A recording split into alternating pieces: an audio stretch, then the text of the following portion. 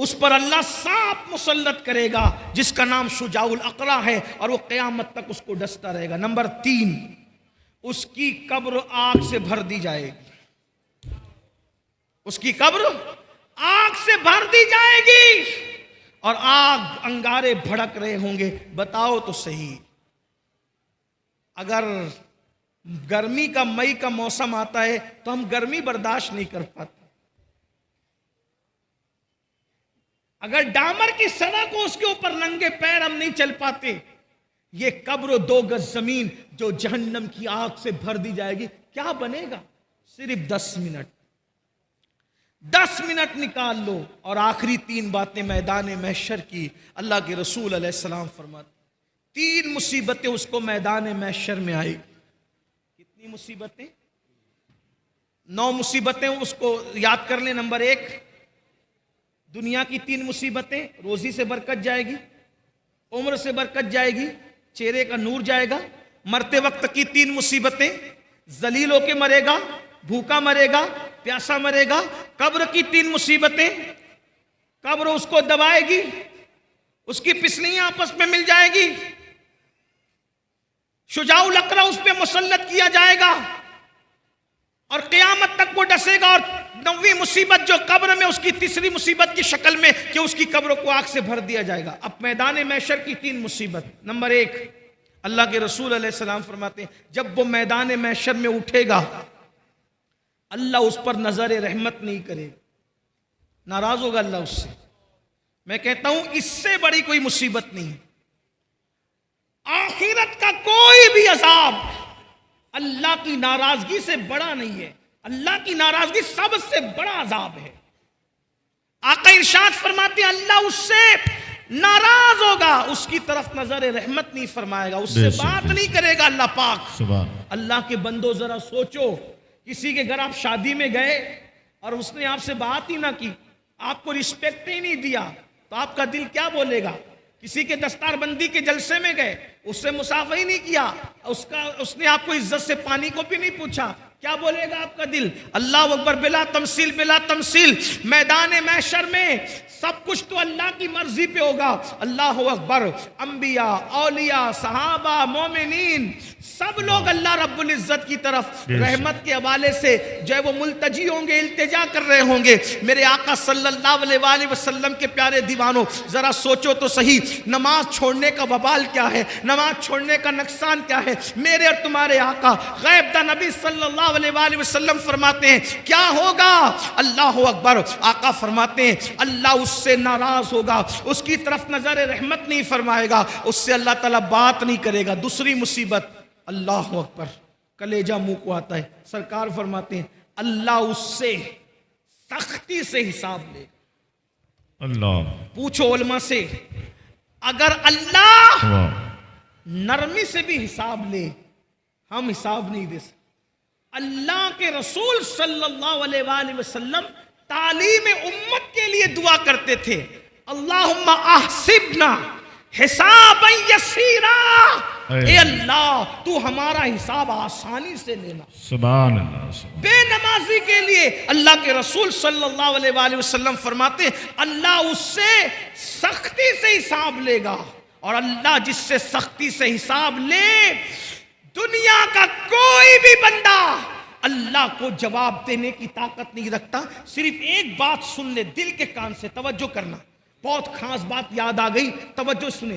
حضرت سیدنا عیسیٰ علیہ السلام، سن لے اس کو، اور ہو سکے تو دل پہ لکھ لینا۔ اگر آپ سمجھتے نا اللہ حساب لے گا ہم جواب دیں گے، اللہ اکبر۔ حضرت عیسیٰ علیہ السلام سے اللہ قیامت کے دن ایک سوال کرے گا، ایک سوال، اور وہ بھی حساب لینے کے لیے نہیں۔ عیسیٰ علیہ السلام پر عیسائیوں نے جو الزام لگایا تھا، اس الزام کو ختم کرنے کے لیے اور عیسائیوں کو رسوا اور ذلیل کرنے کے لیے اللہ ایک سوال کرے گا عیسیٰ علیہ السلام سے، اے عیسیٰ کیا تم نے یہ کہا تھا اپنی قوم کو کہ تمہاری ماں کو اور تمہیں خدا بنا لے، تمہارے بعد تم اور تمہاری ماں خدا بن جائے؟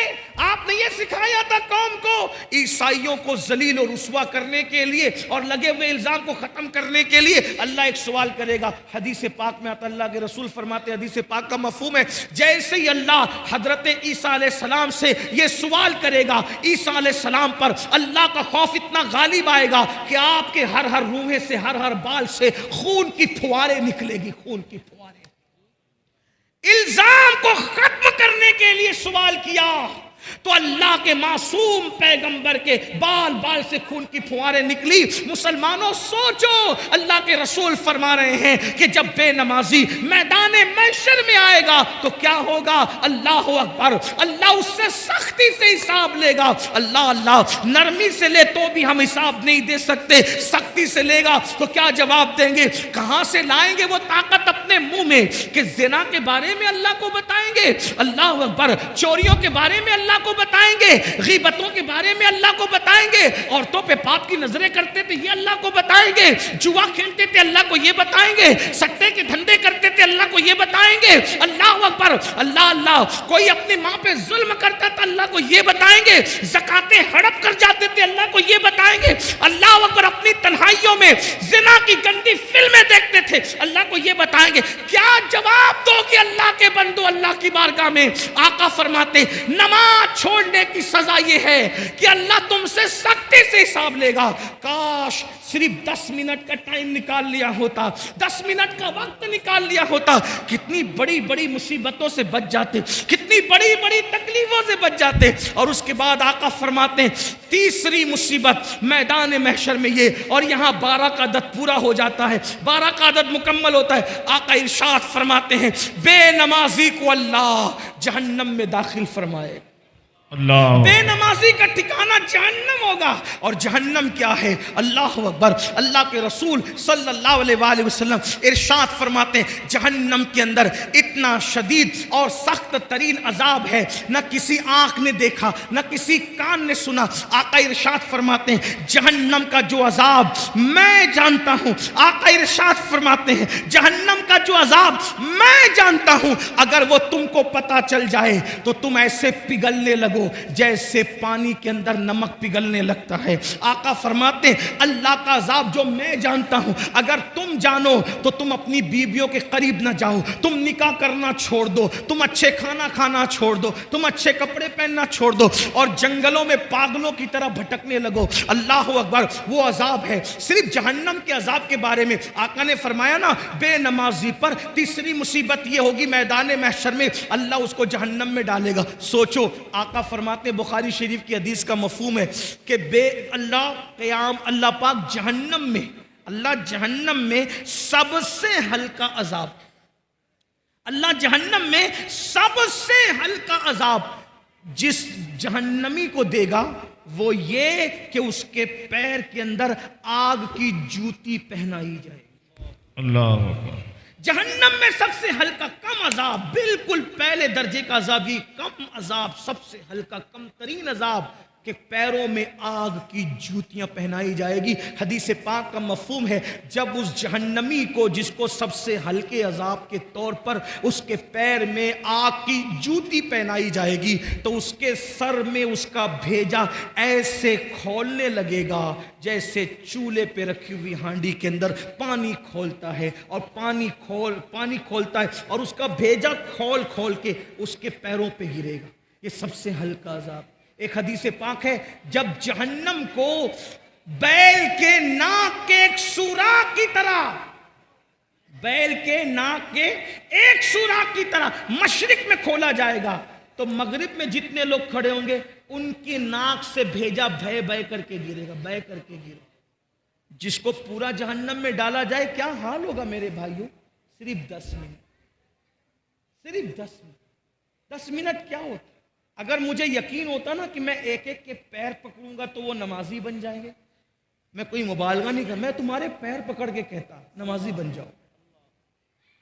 کیونکہ دنیا اور آخرت کی ساری مصیبتیں نماز چھوڑنے کی وجہ سے, گناہ پر دلیری نماز چھوڑنے کی وجہ سے. مسجدوں کو آباد کرو, بچے کو نمازی بنا دو, گھر میں نماز کا ماحول بناؤ. سالن میں نمک زیادہ ہونے پہ بیوی کو مارا ہے, کبھی نماز کے لیے ناراض بھی ہوئے بیوی سے؟ بچہ اسکول نہیں گیا تو اس کو مارتے ہو، بچہ نماز نہیں گیا تو کبھی اس کو مارا ہے؟ نماز کو اہمیت دو، اور اگر سن لو نماز نہیں پڑھو گے تو پھر سن لو، سیدنا فاروق اعظم کو جب زخمی کیا گیا شہید کرنے کے لیے، پورے بدن سے خون رس رہا تھا، آپ نماز کی تیاری کر رہے تھے، لوگوں نے کہا امیر المومنین پورے بدن سے خون رس رہا ہے اور آپ ابھی بھی نماز کی تیاری کر رہے ہیں، تو فاروق اعظم نے فرمایا لوگوں میں نے اللہ کے رسول سے یہ فرمایا